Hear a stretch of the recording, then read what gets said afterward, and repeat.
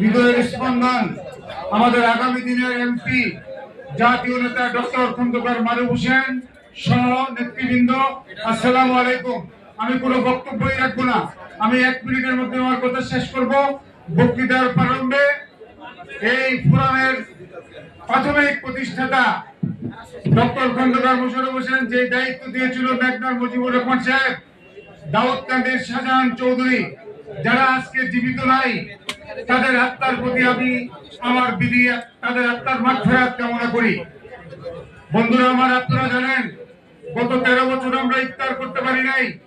মানুষ ছিল বন্দী, মানুষের চোখে ছিল, মানুষের চোখ ছিল বাঁধা, হাত ছিল, হাতে ছিল হ্যান্ডকাপ, পায়ে ছিল ডান্ডা বেড়ি, আলেমরা ছিল জেলে, সমস্ত জালেমরা ছিল দেশের বাইরে গুন্ডামি চামচামি করত।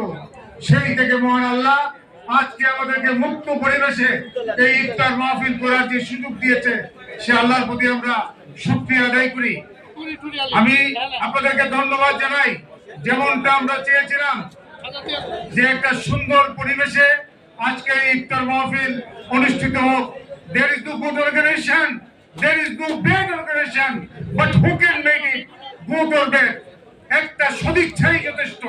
আপনি যদি মনে করেন আমি পারবো, আপনি পারবেন। আপনি যদি একা থাকেন, আমরা ব্যক্তি। আপনি যদি সবাইকে নিয়ে থাকেন, আপনি শক্তি। আজকের এই সুশৃঙ্খল সুন্দর ইফতার মাহফিল যারা বসে আছেন তাদেরকে আমি ধন্যবাদ জানাই, আমি কৃতজ্ঞতা জানাই।